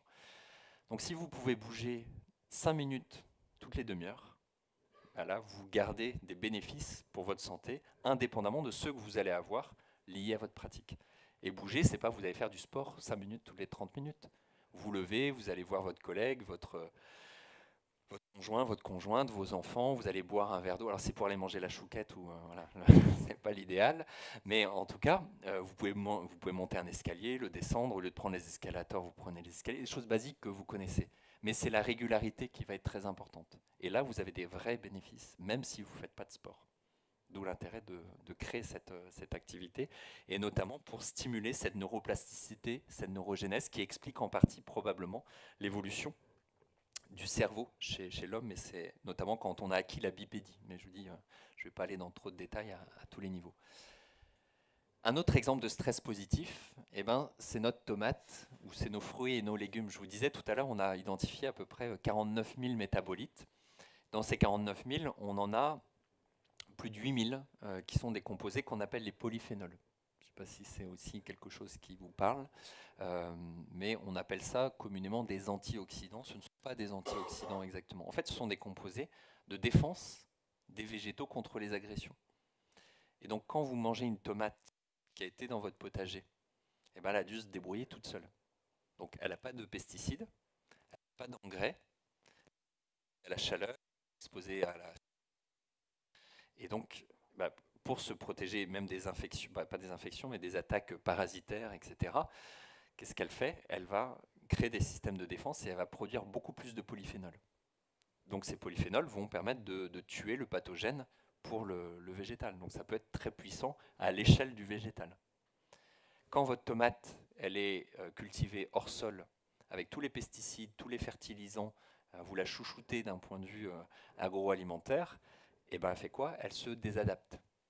C'est-à-dire qu'elle devient sédentaire elle-même, et comme on peut la voir, donc moi je caricature un peu le homo modernus, c'est-à-dire l'homme moderne tel que je vous l'indique avec un peu ce mode de vie, et ben ça devient une tomate voilà, de notre potager moderne, sédentaire, désadaptée. À l'inverse de la tomate de votre potager, qui elle a développé beaucoup plus de systèmes de défense. Et donc quand vous croquez dans votre tomate, eh ben, vous ne mangez pas du tout la même quantité de polyphénol. Et quand vous mangez cette tomate de votre potager, les polyphénols vous agressent. Par contre, ils vont vous agresser de manière positive, c'est-à-dire que rapporté à votre poids corporel, ça va venir agresser les fameuses mitochondries dont j'ai parlé tout à l'heure, qui vont renforcer vos systèmes de défense contre ce qu'on appelle le stress oxydatif. Ce qui explique que quand vous mangez des tomates bio ou des tomates de votre potager, quand je dis bio, on peut discuter sur le cahier des charges, sur l'origine, il y aurait plein de choses à nuancer. Là, je vous donne des généralités. Et ici, vous avez une publication qui est ce qu'on appelle une méta-analyse, c'est-à-dire une analyse de l'ensemble des publications de 223 études scientifiques, qui nous dit quoi? Que quand vous mangez effectivement un fruit ou un légume bio, vous avez en moyenne quasiment 75% de polyphénol en plus que quand vous prenez un végétal de l'agriculture conventionnelle. En vous stressant, ces polyphénols vous rendent service pour vous rendre plus fort au niveau cellulaire. Et d'où l'exemple que je vous indiquais. Et donc on voit qu'encore une fois, par rapport à l'écologie, on a des réponses qui sont cohérentes, parce qu'en fait, en préservant l'écologie, l'environnement, on va aussi prendre soin de notre propre santé. C'est un peu comme l'histoire de la viande de ruminants dont je parlais en fonction du mode d'élevage. Oui. Donc ces polyphénols, en fin de compte, vont influencer en fin de compte le goût. On dit toujours qu'une tomate a plus de goût quand elle est du jardin que... Exactement. Et en fait, il faut savoir d'ailleurs que les polyphénols, comme je vous dis, ce sont des composés d'agression. Notre cerveau n'aime pas ça. Si vous buvez alors je ne vais pas vous dire du vin rouge, ce sera peut-être un mauvais exemple, parce que je ne vais pas vous demander si vous aimez bien le vin rouge, mais en général, si on donne un verre de vin rouge à quelqu'un qui n'a pas l'habitude d'en boire, il fait plutôt la grimace. Quand vous buvez une tasse de café chez quelqu'un qui n'a pas l'habitude, c'est pareil. Le côté amer, astringent fait qu'on n'aime pas ça. Le café est un des aliments boissons les plus concentrés en polyphénol. On a plus de 1500 principes actifs dans le café, ce qui en fait une boisson santé en tant que telle. Je ne parle pas de la caféine, on pourra en reparler si vous le souhaitez. Mais le cacao, c'est pareil. Vous donnez du cacao pur à un enfant, il ne va pas aimer ça. Ce qui va faire qu'il aime, c'est le sucre qu'on va y rajouter pour adoucir. Donc effectivement, les polyphénols, quand on les consomme, on n'aime pas ça.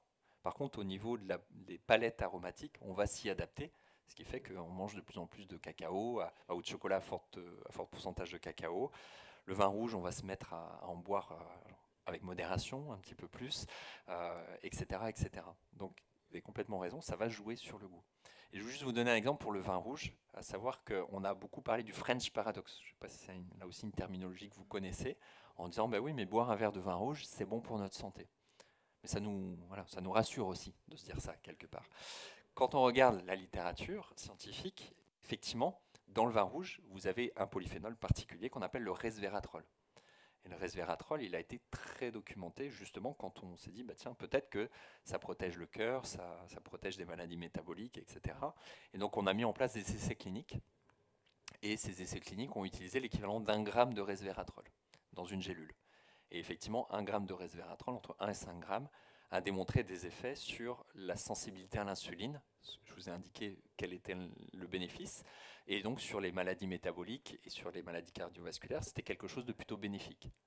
Sauf que quand on regarde combien de verres de vin rouge sont nécessaires pour atteindre 1 gramme de resveratrol, en fonction du cépage et du millésime, puisque je vous dis, c'est des composés d'agression. Donc en fait, selon ce qu'a supporté la vigne, on n'aura pas les mêmes quantités. C'est entre 500 litres et 2700 litres par jour. Donc vous aurez les dégâts collatéraux de l'alcool avant d'avoir le bénéfice du resveratrol. Et je vous indique absolument pas de boire 2700 litres de vin par jour. Je préfère le préciser, comme ça au moins il n'y aura pas d'ambiguïté. Et là, on est dans des doses qui sont totalement pharmacologiques. On n'est plus du tout dans l'aliment et dans la matrice alimentaire dont on parlait. Sauf que quand vous croquez dans votre raisin, vous avez des centaines de polyphénols, vous n'avez pas que le resveratrol. Vous aurez des quantités qui sont beaucoup moins importantes. Là, je vous donne un exemple par l'absurde. Mais ces quantités moins importantes ensemble peuvent avoir des effets synergiques bien plus importants que ce qu'on aurait avec un composé qu'on a isolé et qu'on vous vend sous la forme d'un complément alimentaire. Et il ne s'agit pas de dire que les compléments alimentaires sont mauvais, ils peuvent être très intéressants pour plein d'indications. C'est juste qu'on ne raisonne plus du tout de la même façon par rapport à cette structure alimentaire dont je vous parle depuis le départ. Et tout ça, ce sont des composés de défense. Voilà, je vais m'arrêter puisqu'on va bientôt, on va être à la fin.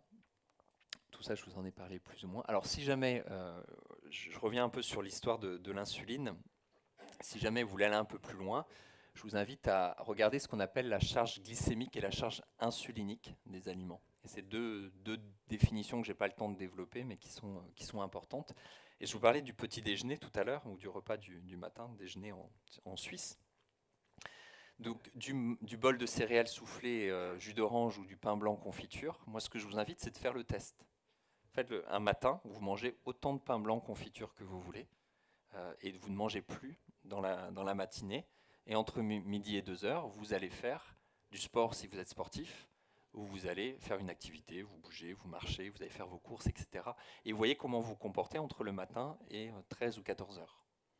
Et le lendemain, dans les mêmes conditions, vous faites un petit déjeuner, où vous allez manger 2 œufs à la coque, alors le jaune plutôt liquide, le blanc dur, je vous expliquerai pourquoi si vous le souhaitez, une bonne poignée d'oléagineux, de noix, noisettes, amandes, des amandes plutôt européennes que californiennes pour des raisons écologiques, un fruit que vous allez croquer et non pas un jus de fruit que vous allez boire, et vous regardez comment vous vous comportez dans la matinée par rapport à ce que vous avez pris la veille, dans les mêmes conditions.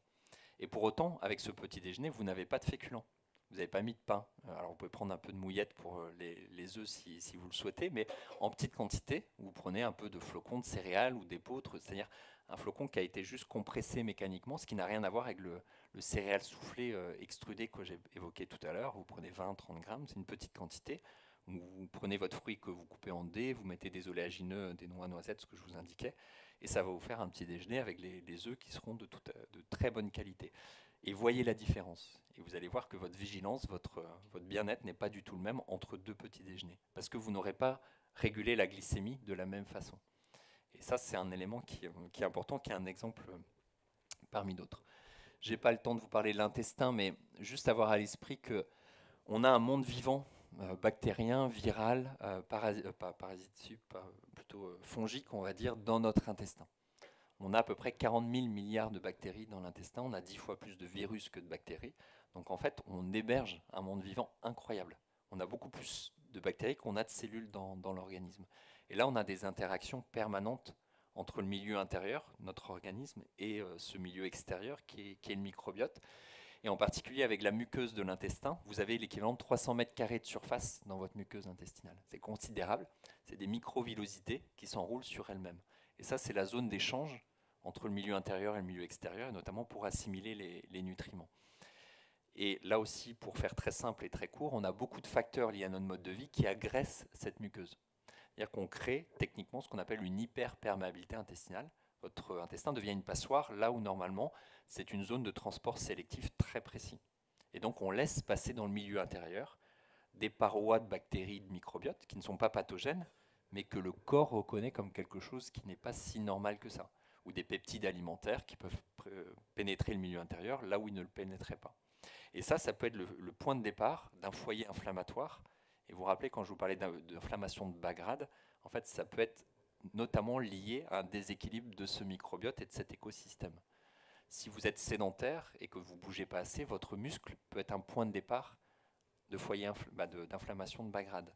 Si vous mangez des aliments insulinosécréteurs et que vous déclenchez une insulinorésistance, votre pancréas devient un foyer d'inflammation de bas grade.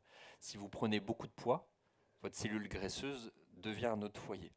Si vous mangez beaucoup de ce qu'on appelle du fructose industriel, c'est-à-dire issu des aliments ultra transformés, votre foie peut accumuler du gras, ce qu'on appelle la stéatose hépatique. Et on parle aujourd'hui de maladie du soda. Je ne sais pas si vous avez ce terme en tête, qui est lié à l'excès de fructose industriel, pas des fruits. C'est deux choses qui n'ont rien à voir. Et donc on fait du gras dans le foie. 26% de la population mondiale a un excès de gras dans le foie par rapport à une situation physiologique. Et c'est un autre foyer d'inflammation de bas grade. Donc en fait, c'est plein d'éléments périphériques comme ça qui, cumulés les uns aux autres, peuvent au final générer ce risque d'inflammation de bas grade systémique. Donc quel modèle de référence pour terminer à ce niveau-là? Donc là, je vous indiquais une pyramide alimentaire parce que c'est souvent le symbole qu'on utilise en matière d'alimentation et de recommandation, mais qui a été révisé par rapport aux recommandations conventionnelles. Alors, je suis désolé, c'est en petit, je vais vous donner les grandes lignes pour terminer, mais qui ont été révisées pour des questions écologiques, des questions de santé et des questions toxicologiques ou autres que je vous ai indiquées. C'est la base du modèle méditerranéen, mais qui est revisité un petit peu. Donc pour vous la faire là aussi rapide, consommer, on va dire, l'équivalent de 70 à 80% de votre alimentation sous forme végétale plus qu'animale, donc des produits animaux, mais des produits animaux de qualité, donc privilégier des élevages extensifs plutôt que des élevages intensifs. Je vous ai parlé des œufs, qui vont être une très bonne source pour plein de raisons, protéiques, micronutritionnelles, etc. Donc vous pouvez manger 1 ou 2 œufs à la coque, ou pas à la coque d'ailleurs, mais en tout cas 1 ou 2 œufs par jour sans aucun problème. De manger de la volaille, éventuellement 2-3 fois par semaine, de prendre des poissons sur des filières plus responsables, là aussi à hauteur de 2-3 fois par semaine maximum, dont 1 à 2 fois, plutôt des petits poissons gras, des sardines, des maquereaux, des anchois, même en boîte. C'est tout à fait OK. Si on est puriste, plutôt dans des bocaux en verre que dans des boîtes en métal, mais une boîte de sardines, de maquereaux, si vous n'avez pas le temps, ça sera très intéressant, notamment pour les fameux oméga 3 que j'ai évoqués tout à l'heure. Si vous mangez des œufs filière bleu blanc cœur, je vous ai indiqué tout à l'heure, mettez le maximum de couleurs dans votre assiette, du rouge, du vert, du violet, du couleur. Parce que ces couleurs sont des polyphénols, sont les fameux composés dont je vous ai parlé tout à l'heure. Privilégiez plutôt une cuisson à la vapeur douce, donc à moins de 100 degrés, pour préserver la qualité des nutriments que vous allez consommer et éviter la création de produits de coloration. Et c'est ce qu'on aime bien, c'est ce qui est bon au niveau du goût, ce qu'on appelle les réactions de Maillard. C'est-à-dire que c'est la croûte du pain, c'est le grillé de la viande, c'est le gâteau que vous allez faire cuire, la pizza dont on parlait tout à l'heure, etc. Et il ne s'agit pas de tout manger à la vapeur, bien entendu. Mais ces composés-là sont des composés qui dénaturent les nutriments et qui créent ce fameux stress oxydatif dont j'ai parlé, qui participe à l'inflammation de bas grade. Donc au maximum, plus vous irez vers une cuisson vapeur, moins vous aurez de coloration d'aliments, plus ça sera intéressant. Rajoutez des huiles, mais des huiles de qualité. C'est-à-dire au moins 3 à 4 cuillères à soupe par jour dans votre alimentation. Ce n'est pas le matin à jeun, hein, c'est dans votre repas au quotidien. Au moins 2 cuillères à soupe d'huile de colza, vierge première pression à froid et pas raffinée. Donc ça, c'est un critère important. Une huile de colza que vous mangez crue, donc vous mettez dans votre vinaigrette, sur vos aliments, etc., que vous gardez au réfrigérateur et non pas dans le placard, et au maximum 2 à 3 mois, parce qu'en fait c'est des huiles qui sont fragiles. Et 1 à 2 cuillères à soupe d'huile d'olive en complément, puisque la qualité des graisses est très complémentaire. Au niveau du goût, bah, si vous aimez l'huile d'olive, c'est parfait. Vous pouvez la cuire un petit peu, mais pas à haute température. On a vu les modes de cuisson, plutôt l'inox que le téflon et compagnie. Pareil au niveau du four, plutôt du verre, du Pyrex, que des moules en silicone ou des moules avec, je vous parlais du téflon ou autre. Le maximum d'épices, d'aromates, du thym, du romarin, de l'ail, de l'oignon, du clou de girofle, du curcuma, du cumin, etc. Tous ces composés sont aussi très riches en polyphénol et d'autres composés que je n'ai pas eu l'occasion de vous développer. Des oléagineux, je vous en ai parlé, noix, noisettes, amandes, deux bonnes poignées par jour, une au petit déjeuner comme indiqué, et une en collation, par exemple dans l'après-midi, avec 1 ou 2 carrés de chocolat, mais au moins à 70-80% de cacao, plutôt qu'un carré de chocolat au lait ou autre, pour profiter des polyphénols du cacao, justement, et pour avoir moins de sucre que vous auriez dans votre chocolat. Des légumineuses, tous ces aliments sont des vraies mines d'or nutritionnelles pour les protéines végétales, pour la charge glycémique, ce que je vous ai indiqué, pour plein de raisons développées. Et pour terminer, dans toute cette organisation, je vous ai parlé du petit déjeuner. Le déjeuner, de profiter là aussi d'avoir plutôt des graisses, des protéines et des fibres. Donc la volaille, le poisson, la viande, si vous en consommez, ce que je vous indiquais, avec des légumes. Idéalement, un légume cru, un légume cuit, donc pas que crudivore, à chaque repas. Donc pour préserver les vitamines avec le cru, pour avoir plus de fibres avec le cuit et plus digeste, d'avoir les huiles de qualité dont je vous ai parlé, de finir là aussi par un carré de chocolat si vous le souhaitez. En collation, dans l'après-midi, je vous ai donné l'exemple. Et le soir, d'être plutôt sur un modèle végétarien, avec des légumineuses, des produits céréaliers, du quinoa, du sarrasin, de la patate douce, les légumes crus et cuits comme indiqué, les huiles de qualité, la même chose un peu que la structure du repas du midi. Mais en fait, vous aurez eu 1 ou 2 œufs le matin au petit déjeuner, vous aurez eu de la volaille ou du poisson le midi, et vous aurez largement vos besoins, vos apports en protéiques, vos apports protéiques qui seront suffisants, et donc vous pouvez vous permettre des protéines végétales avec le repas que j'ai indiqué. Et là, pour d'autres raisons, sur notamment la qualité de votre sommeil, la régulation de vos hormones au cours de la journée, c'est une répartition au cours de la journée qui est plutôt très intéressante. Voilà, donc à 5 minutes près, je suis dans le timing. Donc merci beaucoup pour votre attention en tout cas. Vous n'avez pas parlé, par exemple, du fromage blanc, ni des fromages. C'est totalement interdit? Je vous rassure, ce que je n'ai pas dit n'est pas forcément interdit. C'est une très bonne question. Là aussi, ça dépend beaucoup de l'origine en fait, du fromage. Et notamment, on parle beaucoup des produits laitiers à base de vache. Et on sait que selon la race laitière, on a des impacts qui vont être différents, puisqu'on a ce qu'on appelle des caséines, qui sont des protéines particulières dans le lait, qui ne sont pas les mêmes en fonction de l'origine laitière. Et donc, quand on a des races traditionnelles mixtes, on va avoir des risques de ce qu'on appelle une hypersensibilité à ces protéines qui est moins importante. On dit souvent de privilégier le fromage de chèvre, de brebis, par exemple, par rapport à la vache. Ça, c'est lié à la problématique de l'intestin que j'ai évoquée tout à l'heure. Je ne vais pas avoir là aussi le temps de vous le détailler. Mais globalement, si vous les tolérez bien, si vous n'avez pas de problématique inflammatoire chronique ou de problématiques liées, par exemple, au sel, parce qu'en fait, le fromage va concentrer le sel. Je parle de fromage sec, pas de fromage frais. C'est OK. Par contre, de vous dire vous avez besoin de manger 3 produits laitiers ou donc, un morceau de fromage, un yaourt, un verre de lait par jour, aujourd'hui, on n'a aucune corrélation scientifique entre l'apport du calcium du produit laitier et la prévention de l'ostéoporose. Donc en fait, vous avez bien d'autres actions à mener pour vous protéger au niveau du tissu osseux avant de vous dire j'ai besoin de manger des fromages ou des produits laitiers. Donc si c'est un plaisir et que c'est en petite quantité, c'est-à-dire si vous mangez une portion par jour et que vous le tolérez bien, c'est OK. Voilà. Maintenant, de là à en promouvoir 3 ou 4 produits laitiers par jour, non. Contrairement à ce qu'on entend longtemps. Mais effectivement, aller plutôt vers des fromages de petits animaux, si vous pouvez, chèvre, brebis. Et si c'est de la vache, plutôt des races traditionnelles que des races qui ont été beaucoup sélectionnées pour le rendement. Donc là, il y aurait plein de choses aussi à dire. Il y a quand même l'effet bénéfique des ferments lactiques dans les yogourts pour le microbiote. Alors, oui et non. C'est-à-dire que c'est des ferments lactiques qui, effectivement, participent à cet écosystème intestinal. Par contre, en fonction de la population de votre microbiote à vous, vous aurez des impacts qui seront très variables. Mais globalement, le fait de consommer des aliments lacto-fermentés, c'est-à-dire le yaourt, du kéfir, la kombucha, le kimchi, par exemple, le tempeh, le miso, les olives noires, les cornichons, etc. Tout ça, c'est des aliments qui, effectivement, par la fermentation, contribuent à l'équilibre du microbiote. Mais ça reste quand même minime et il ne faut pas en attendre un effet significatif. Mais par contre, ça peut être un élément favorable. Oui, tout à fait. Mais on peut manger donc des yogourts tous les jours, un ou deux ou... Oui et non. Oui et non. Voilà. C'est-à-dire que si vous C'est la avez... réponse de Normand. Ben Ça. oui, je sais bien. Mais je ne suis pas normand, je suis breton. Voilà. Donc, Tu m'as tombé là. Voilà. Donc, pour le chouchen. Donc pour cette histoire de produits laitiers, en fait, je vous ai dit tout à l'heure qu'on a des peptides alimentaires qui peuvent passer la muqueuse de l'intestin. Je ne sais pas si vous vous rappelez sur cette notion de perturbation de l'équilibre. Et effectivement, certaines protéines laitières peuvent être impliquées à ce niveau-là. Et chez des gens qui ont des problématiques inflammatoires chroniques, on peut se poser la question de la perturbation de l'écosystème intestinal. Donc le coupable ne sera pas du tout le produit laitier. En fait, le coupable, c'est la perméabilité de l'intestin et la dysbiose intestinale.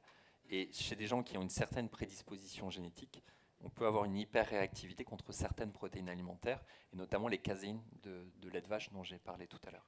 Donc s'il n'y a pas ces problématiques, vous pouvez tout à fait en consommer, mais avec modération, ce que j'indiquais tout à l'heure. Dans vos consultations, est-ce que vous avez dans votre patientèle, est-ce que vous leur demandez le Nutri-Score C'est une bonne question. Et puis, est-ce que par rapport à ce Nutri-Score, vous avez des indications, bien sûr, à donner? Alors, l'idée, c'est que le patient, il n'ait plus du tout besoin d'un score, en fait. Donc, Nutri-Score ou autre. C'est-à-dire que la question, c'est jusqu'où on va dans la simplification du message et à partir de quand on s'arrête pour ne pas tomber dans la caricature, voire dans le message faux. Et typiquement, dans le Nutri-Score, c'est exactement ce qui s'est passé. C'est-à-dire qu'on a considéré des critères, les graisses saturées, le taux de sucre, etc. Mais on se retrouve aujourd'hui avec des aliments qui vont avoir un score de mauvaise qualité. Je vous parlais du cacao, du chocolat noir, des huiles, etc. Alors que ce sont des aliments santé complètement. Et à l'inverse, vous avez beaucoup d'industries qui se calent sur le scoring du Nutri-Score pour faire en sorte de bien ressortir, alors que c'est des produits ultra transformés, ce que je vous indiquais. Le Nutri-Score n'intègre absolument pas le niveau de transformation des aliments, comme je l'indiquais. Donc, le Nutri-Score pour des personnes qui n'ont aucune sensibilité alimentaire et qui découvrent juste, pourquoi pas, ça peut être une première orientation, mais l'idée c'est de certainement pas en avoir besoin parce que c'est pas pertinent dans tous les cas, loin de là. Et dans vos consultations, est-ce que vous faites de la nutrition pédiatrique? Alors oui, un petit peu, c'est pas ma spécialité, mais ça peut m'arriver. Ouais. Et puis, est-ce que vous avez déjà organisé des séminaires, bien sûr, sur la cellule musculaire pour connaître l'apport alimentaire au niveau de la fibre musculaire? Alors, c'est-à-dire, il faudrait me préciser un petit peu. Est-ce que certains aliments sont plus conséquents pour apporter quelque chose à la fibre musculaire dans un exploit sportif? Alors oui, là par contre ça demande de rentrer un peu plus dans les détails. On parlait des protéines laitières par exemple. Là je vous évoquais les caséines dans la fraction soluble du lait. Quand vous faites justement une fermentation, quand vous avez du petit lait, vous faites une faisselle et vous avez tout le liquide qui sort. Ça c'est les protéines solubles, ce qu'on appelle le lactosérum. Et le lactosérum a un effet effectivement sur le tissu musculaire, puisqu'il contient ce qu'on appelle des BCA. Alors je parle un peu technique là-dessus, mais effectivement en post-effort, c'est des nutriments qui peuvent être intéressants, comme d'autres. Mais là, c'est pour vous donner un exemple. Mais oui, tout à fait. Merci beaucoup, Anthony. C'était très, très, très instructif. Merci beaucoup.